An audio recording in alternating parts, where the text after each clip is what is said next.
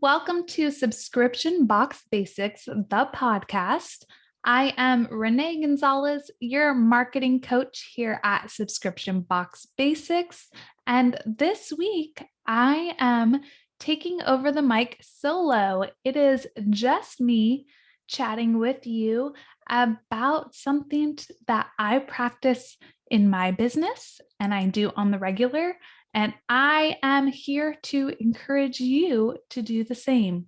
We are talking about vision boards this week. And before you're like, okay, Renae, already this episode is too out there for me, too woo. I'm not going to create a vision board. Hear me out. I encourage you to stick around, listen to what I got to say, and hopefully I will enlighten you a little bit by the end of the episode if you're unfamiliar with vision boards. And hopefully I'll even inspire you to take action and create your own vision board. So if you are thinking, what the heck is a vision board? What are you even talking about? For the sake of this podcast episode, we are calling a vision board anything that you create that has a vision of what you would like your future to look like. So it could be goals, it could be pictures of what you want your life to look like in the future, and we'll get more into that.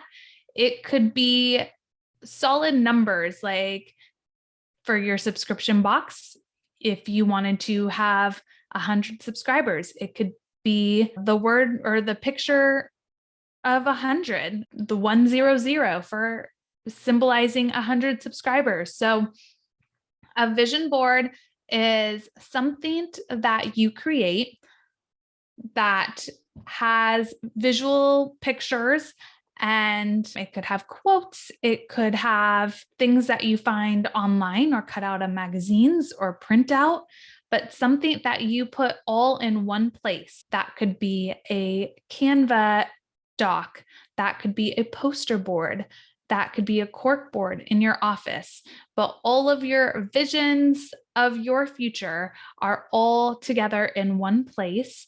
And it is something that you look at and see regularly. And that is the key that we will get into in a little bit. But for the sake of this podcast episode, I'm saying there's no rules besides that. It's something that you visually look at that is a reminder of your goals. And you're probably curious why we are talking about that. Why are we taking a whole episode to talk about creating a vision board?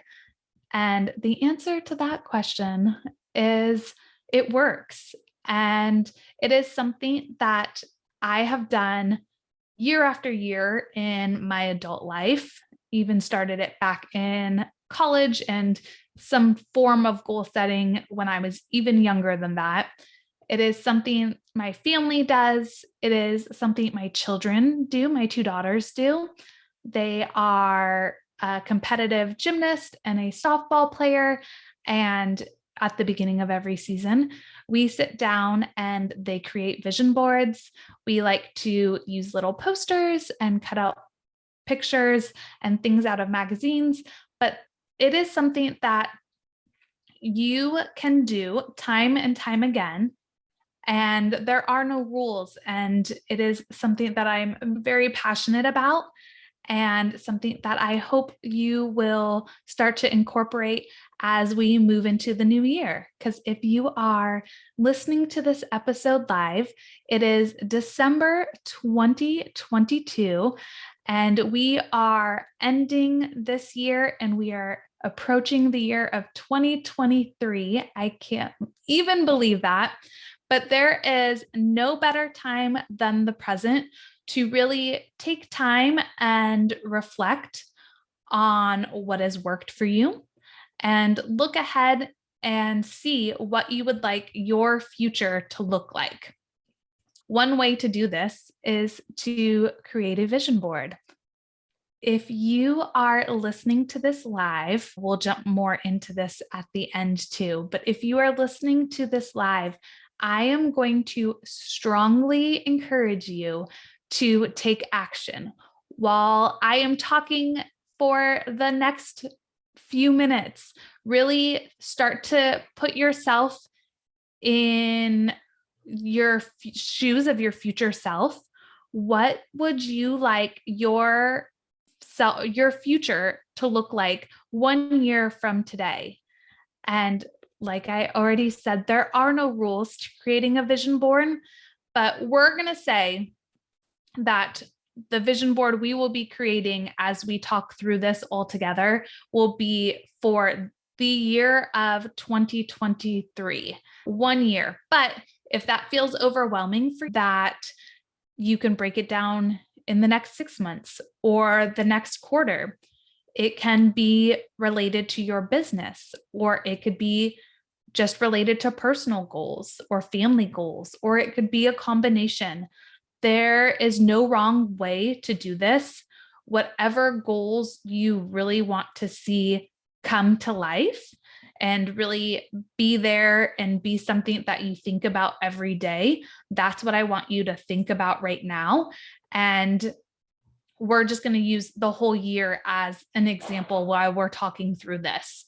And if you are not listening to this episode live, or if you are going back and listening to this episode when you need to revamp your goals, or you feel like you're in a little slump and you need motivation to really get your mind right about what you're working towards, this is a great episode to listen to whenever, and really start from scratch and really see where you're at and where you want to go and how you will devise a plan to get there. Because whether you are a dreamer and you like to think big and you have all these grand ideas for your future and your business and big lofty goals you want to hit, or you're a thinker and you really have a plan in place, but sometimes you're a little gun shy on taking action, vision board is a fantastic thing for however your brain works, because it really helps you get organized and puts things again down on paper, and then gives you a visualization for moving towards your goals. Where do you want to be 1 year from today?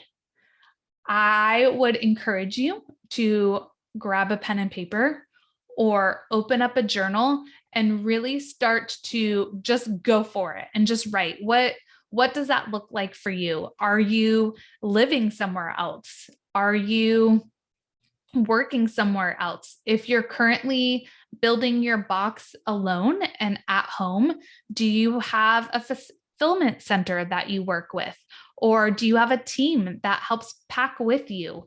Do you have someone that you outsource your social to? Or are you moving into a role that is more working on your business instead of in your business? Do you have someone that you delegate things to? Are you vacationing with your family? Has your family moved or made any life changes? 1 year from today, what does that ideal life look like for you? And really take time. You're going to write those things down. It could just be words. It could be an actual journal entry that you write to yourself, and you can say, "Dear December 2023 self," or 1 year from today, I will, and just start to write and really think, what if you had 100 subscribers or had 1,000 subscribers or had someone fulfilling your boxes for you? What would that look like? And what would happen for you day to day and week to week? Because that first brainstorming step and really thinking about what you want your vision board or your future board to look like is really the whole reason that we do this. You can slap things down on a piece of paper, but if you're not really moving towards your goals, then it's it does you no good. If you just slap up $1 million and you're really not thinking a year from today, you want to have $1 million, like you wouldn't turn it down. But if that's really not the goal that you're moving towards, that really shouldn't be something that you put on your vision board, because ultimately what this is a visual cue of your goals that will give you a reminder of why you're working day in and day out as hard as you are, because you want these goals and this vision to become a reality. So step number 1 is really write down what you want your future and your future vision to look like. After you have that all done, like I said, this step is up to you. I personally use a little bigger than 8.5 by 11. It's probably more 18 by 24 inches, I would say. Poster board paper, we actually keep it in my office, like a pack of 10. I buy them at a time because, like I said, if we make a family vision board, I make a vision board every year, my girls make a vision board every year.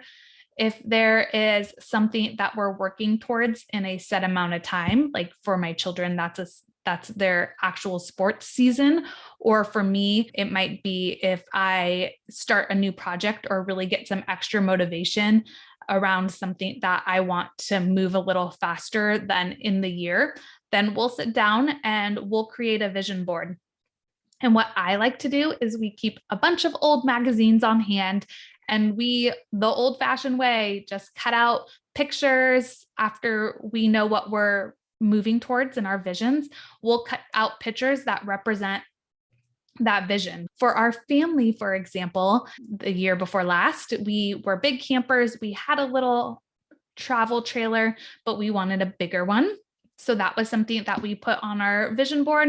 And then that was something that eventually became a reality too. You look for pictures or you print out pictures that represent your end goal, and you're able to then put them on your vision board. It doesn't have to be huge. Definitely a normal size paper, 8.5 by 11 works perfect. You can frame that. You can put that right near your desk or in your closet as you're getting ready every day. In years past, I have used cork boards too with little push pins. And that's a great way to do it, because that's typically you have some form of that in your office or where you sit down, or you can put it up on the wall space.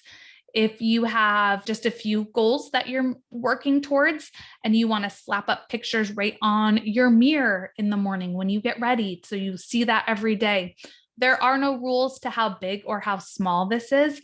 It just has to be something that you can actually see, and something that you put somewhere and you're able to see it every single day, because that is the next step. Once you have created your vision board, you have to really just eat, sleep, breathe these goals. You created this because that is the life that you are working towards creating. So put it somewhere that you can see every single day. And I already gave some examples of that. Right next to your bed or your nightstand in a frame is a great idea. I keep mine in my office typically. We keep our family one. We've done it a couple different places. The latest being in like the coat closet when you open your coats to get out. We have our family vision board there.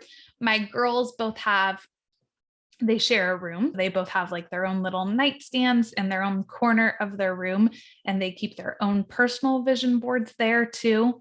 You want this to be somewhere when you sit down every single day or you wake up every single day, you get a reminder of what you're working towards, and it lights a little fire in your soul to take one step towards making that happen. And that is why, whether it is business goals or personal goals that you put on this board, it does not matter to me as long as it does not matter to you, because you want this to be something that fires you up and motivates you to work harder every single day. You created your board, you have it on display somewhere that you can see every single day. And next, it's time to get obsessed. It's time to get obsessed with those goals and really break them down even further so you can make them a reality. And I will let you in on a goal or a vision that I am working towards. I absolutely love to travel, and I've been a lot of fantastic places, but I have never been to Paris, France.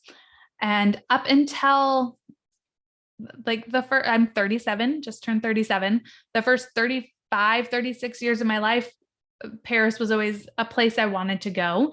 But this last year, it's really became somewhere. I saw a picture of the Eiffel Tower, and I've seen a picture of the Eiffel Tower a million times, but this one time it just looked magical. I saw it and I was like, you know what? I got to go to Paris. I got to see the Eiffel Tower. I text my husband and I was like, we're going to go to Paris. And my husband knows me very well now after we've been married almost 13 years. And he knows if I say something to the point where I'm saying I'm going to go, it's probably going to happen, because I get a little obsessive. Maybe some may say too obsessive, but that was probably a month or two ago. Started talking about it. Then we found out one of our favorite singers, one of our favorite artists is going to be in Paris on our anniversary weekend. And then that was the icing on the cake. I'm like, oh, we're going to Paris on our anniversary weekend. I put it on my vision board, so it's top of mind every day, but it doesn't stop there. I downloaded the Babbel app and started to learn French, and I am working on my French. I started to research and really break down, what do flights cost? How much is a hotel? Is it actually feasible if we go to a concert there? Would we be able to see other stuff if we were only there for a couple days? Really breaking down the how-tos of this one specific vision and this one specific goal. I have a Peloton. I've been walking on my Peloton to the Just Walk. I have the treadmill, and I will put it on the Paris scenic route when I'm walking, really taking it to the next level. Some may say crazy and going a little obsessive, but if you are working towards something and you want it to happen, even if it's a goofy go to Paris goal, or if it's a business tangible hit so many subscribers goal, if you're at 10 subscribers now, and by the end of the year, you want to be at 100, you can't just put it out there in the world. You actually have to say, okay, what does this look like now? If I want 100 subscribers, that means I need to get 90 more. And that would mean I need about 8 a month. That would mean I need about 2 every week. And now what can I do to get 2 subscribers a week? Because if you break it down like that, like 2 subscribers a week feels a little more tangible and a little more realistic and doable than trying to get 90 subscribers. That just is, whoa, I'm struggling to even get a few. I don't even think I can do that. But if you really break it down even more, and you're like, that means I reach out to people that are my target audience. I reach out to 10 of them a day through social media, and I really make that one-on-one connection with them. And then it might be easier to then slowly convert 2 people to subscribers than if you're just trying to find 90 subscribers. So whether it is a business goal or my Paris goal of traveling somewhere, and that's the same thing. You really have to break it down step by step.